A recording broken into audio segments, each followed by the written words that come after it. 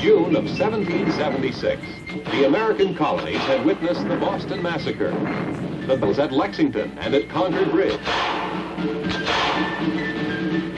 In the South, Charleston was being bombarded from the sea.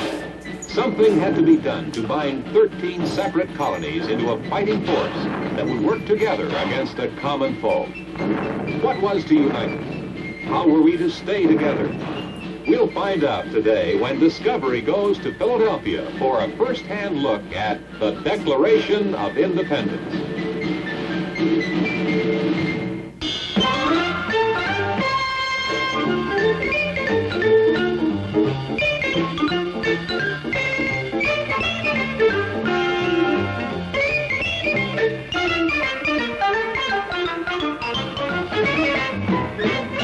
Discovery, the award-winning program for young people, with Bill Owen and Virginia Gibson.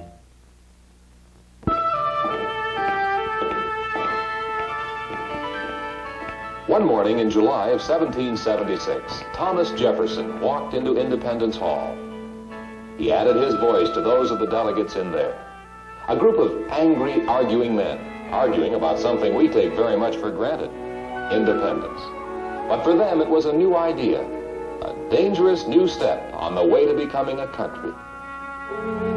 The city, Philadelphia. The place, Independence Hall. Right inside this building is the Liberty Bell. It was made in England, and after it was delivered here and was being tested, the great bell cracked, so it had to be recast here in Philadelphia. Ginny, that seemed to foreshadow the idea of what liberty would come to mean to us. We could no longer accept the idea of liberty when it was cast in an English mold.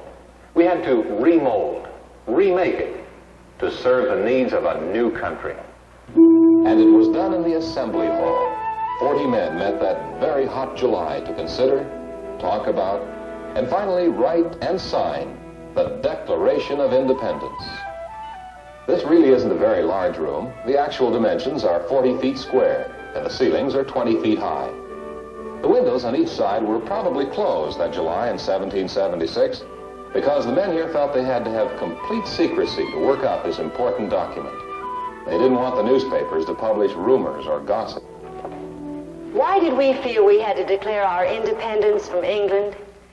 Our country was made by men who had fled from oppression of all kinds in their homeland. Here they found a great freedom, but soon England saw fit to impose many laws and regulations, and we could see that freedom disappearing. For a long time, we put up with it. We needed the protection of England. But as we grew stronger and older, we resented being treated like an inferior possession. We didn't want to be taxed unless we could have a say in our own government. We wanted to be able to trade freely with all countries. We didn't want to have the king's soldiers quartered in our homes. We didn't want courts and judges that had been appointed by the king. The Declaration contains a long list of grievances. Many times we had protested against this treatment, but to no avail. The belief in freedom had been growing. In England, there had been John Locke, who believed that man's freedom was a natural right. In France, Jean-Jacques Rousseau said, "Man is born free, and everywhere he is in chains." In America, Thomas Paine wrote in his pamphlet, Common Sense, "Government, even in its best state, is but a necessary evil. In its worst state, an intolerable one." The men who met here that summer were all under the threat of death. If our revolution had failed, they all would have been arrested as traitors against King George III and hanged. They served without any salaries. All they received were their living expenses. More than half of them were lawyers, and most of them had been educated in England. They represented a population of 3 million people in 13 colonies. Among them was Dr. Benjamin Franklin of Philadelphia, John Hancock of Massachusetts, John Dickinson of Delaware, the Quaker lawyer and the leader of the faction who wished to find a way to make peace with England, Thomas Jefferson from Virginia, who wrote the original draft of the Declaration, Roger Sherman of Connecticut, a shoemaker who taught himself mathematics and law at the cobbler's bench, John Adams of Massachusetts, who was to become our second president. These are just a few of the 40 men who were here then. How were they able to write a document that told the world, a world ruled by kings and emperors, that we were a free people. That from now on we would govern ourselves, that this was our natural right. Few men had ever challenged the divine right of monarchs. How could 13 small, separate colonies set themselves free?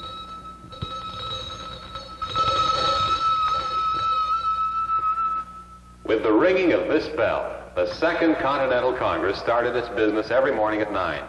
The president of the Congress, John Hancock, sat there. As you can see, it wasn't really an exalted place. Our new government wasn't anxious to raise any authority too high. That was understandable, Bill. But what the new government quickly learned was that without some power and authority, they couldn't run the country. They couldn't raise money. They couldn't even pass laws that everyone would obey. There were daily dispatches from General Washington, begging for money and supplies for his troops. One member wrote, "We resolved to make cannon, resolved to make and import muskets, powder, clothing, but it's a melancholy fact that half our men, cannon, muskets, powder, and clothes are to be found nowhere but on paper." It's no wonder that many of the colonists felt that we were taking on too great a responsibility. Unorganized as we were, how could we dare fight the great and powerful England? Edward Rutledge of South Carolina said, "I see no wisdom in any declaration of independence. It means giving the enemy notice of our intentions before we've taken any steps to execute them. It means rendering ourselves ridiculous." We knew at that very moment a commission was on its way from England, and many hoped it would make peace possible. There were many voices for and against a declaration of independence. We're too unprepared to talk of war. There's too much delay. The Hessians are ready to attack us. They must be hindered from getting a foothold. The time's not right for it. We are more than ripe for it, and some of us are in danger of rotting for the want of it. we should first form a league, a grand continental league. Exactly, a plan first. Though I doubt if we can ever agree on one. We had some friends in England. Their voices were heard, but not listened to. William Pitt said, "You cannot conquer an American. If I were an American, as I am an Englishman, while a foreign troop was landed in my country, I would never lay down my arms. Never, never, never." And still, we in America debated. John Adams spoke out in favor of the Declaration of Independence, but John Dickinson was against taking up arms. John Adams said, "We have been duped and bubbled by the phantom of peace. We have been caught asleep. We continue between hawk and buzzard, while every day furnishes us with fresh information for wishing an eternal separation." John Dickinson disagreed. Declaring our independence at a time like this is like burning down our house before we have another in the middle of winter. I had rather vote away my place of honor than the blood and happiness of my fellow countrymen. I had rather they should hate me than I should hurt them. We shall fight with whatever means we have, with rusty muskets and broken flints, with bows and arrows if need be. What is the real choice before us? If we postpone independence, do we mean to submit? Do we consent to yield and become a conquered people? No, we do not. We shall fight. All of England is armed against us. The wealth of her empire is poured into her treasury. We are trying to brave the storm in a paper boat.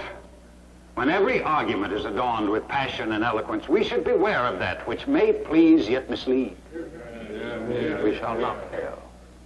Our cause will raise up armies. Our cause will bring us arms and alliances. The people will stand behind the Declaration.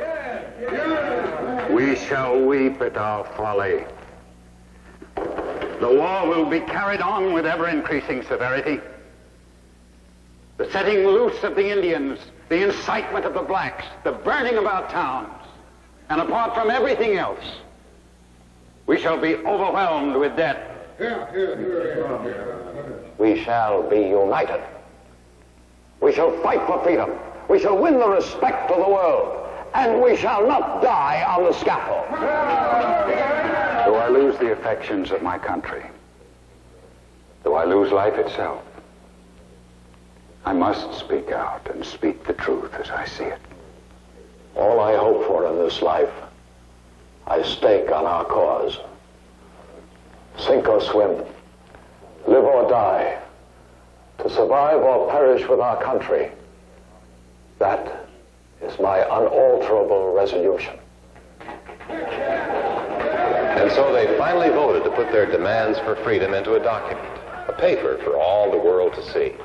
The idea of freedom would no longer be words in the air. It was a gamble. They were staking their lives on this war of independence. No one had more to lose, Bill, than John Adams. He had already given up much. His family was near Boston on the farm. He missed them, especially his wife, Abigail. Their letters tell us something of what it must have been like then for a husband, a father, and a patriot to serve his country. My anxiety for you and our children, as well as our country, has been extreme. It is very painful to be 400 miles from one's family and friends. It would be a joy to me to fly home to share with you your burdens and misfortunes. It is almost 11 years since we were married.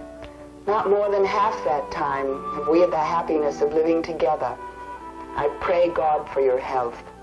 I feel concerned lest your clothes should go ragged, having no one to take care of you. The children and I do well, but we miss you. It is hard for the little ones to understand why you're not with us at the farm. The constant roar of the cannon is so distressing that we cannot eat, drink, or sleep. How many have fallen, we know not. I know not when I can return. The business here is as great and important as can be entrusted to men. I long for the prattle of my children. Our son, John Quincy, has genius, and so has Charles. Take care to make them great and manly. Sir, I have been trying ever since you went away to learn to write you a letter. I hope, as I grow a better boy, that you will have no occasion to be ashamed of me. Your dutiful son, John Quincy Adams, of 8 years.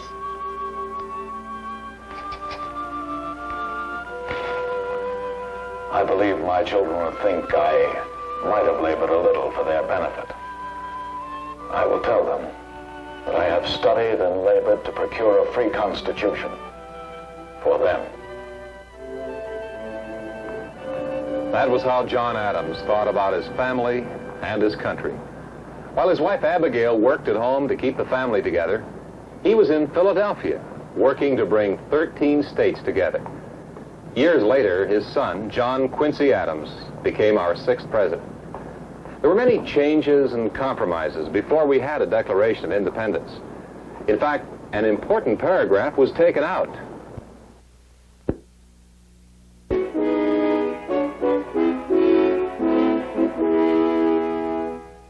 The Declaration of Independence was written by Thomas Jefferson on a desk exactly like this one. A cabinet maker here in Philadelphia built it to his design. And in a boarding house just 3 blocks from here, he wrote the original of the Declaration. He used a quill pen, as did all writers at that time. It was made of a goose quill, which is a wing feather. To make holding of the quill pen easier, part of the feather was stripped away from the spine. It was sharpened with this instrument that put a point in the quill, and then split the point so that it could write either a fine line or a broad one, using a little more pressure. And so the quills would fit in these boxes. They were cut to this length. Instead of blotting paper, they used sand from a shaker. When the ink was dry, They could easily put the sand back into the shaker. Jefferson had been selected by Congress to write the first draft of the Declaration for a number of reasons. First of all, he was from Virginia, one of the states pressing for the move toward independence. Then, too, John Adams had told him, "You can write 10 times better than I can." He worked on it for 2 weeks, and then it was presented to Congress for approval.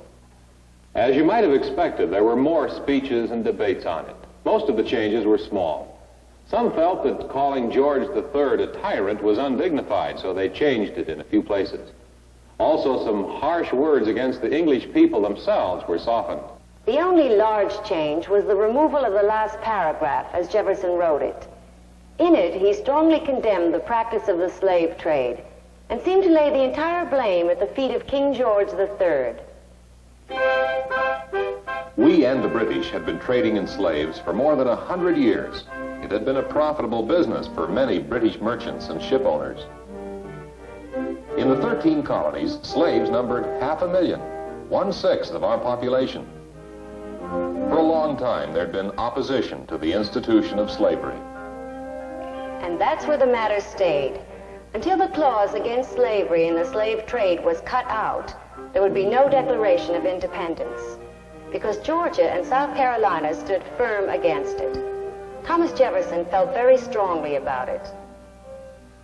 What a stupid, what an incomprehensible machine is man. He can endure toil, famine, strife, imprisonment, and death itself in vindication of his own liberty, and the next moment be deaf to all those motives whose power supported him through his trial, and inflict on his fellow men a bondage which he himself rose in rebellion to oppose. I tremble for my country when I reflect that God is just, and that his judgment cannot sleep forever. The problem of slavery was left as it was, in the hands of the individual states, to secure unity at a time when we were being threatened by the strongest nation in the world. The majority of states had reluctantly agreed to take it out of the Declaration. The time for debate had run out. The vote was called for, and John Hancock announced the results. The Declaration by the representatives of the United States of America has been adopted unanimously. This day will be the most memorable in the history of America. I am apt to believe that it will be celebrated by succeeding generations as the great anniversary festival. For the first time in the history of the world, a country was being created by and for its citizens. It was not to be ruled by a king or a dictator or another country. We were free men. We would govern ourselves. This piece of paper was to become the birth certificate of a new nation. And it came to mean even more for the many new countries who were to come after us. This was to become their hope, their goal. And if men have not always lived up to its promise, then it must be the fault of the men and not of the document. For what it says clearly and for all time. When, in the course of human events, it becomes necessary for one people to dissolve the political bands which have connected them with another, and to assume among the powers of the earth the separate and equal station to which the laws of nature and of nature's God entitle them, a decent respect to the opinions of mankind requires that they should declare the causes which impel them to the separation. We hold these truths to be self-evident, that all men are created equal, that they are endowed by their Creator with certain inalienable rights, that among these are life, liberty, and the pursuit of happiness. And for the support of this declaration, with a firm reliance on the protection of divine providence, we mutually pledge to each other our lives, our fortunes, and our sacred honor.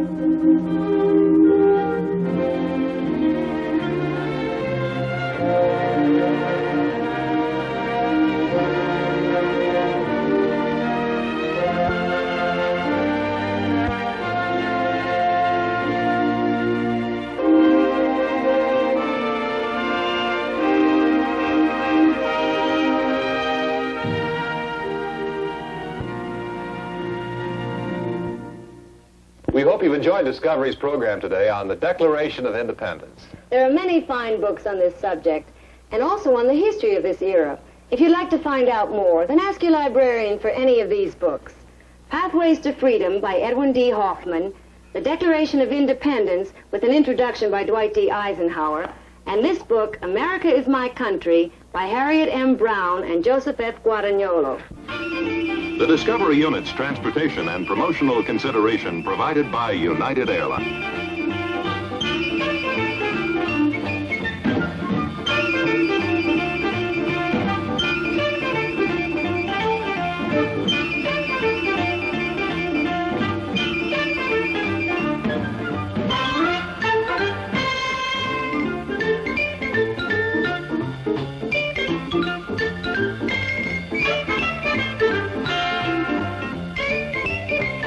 This has been a Jules Power production in association with ABC News and Public Affairs.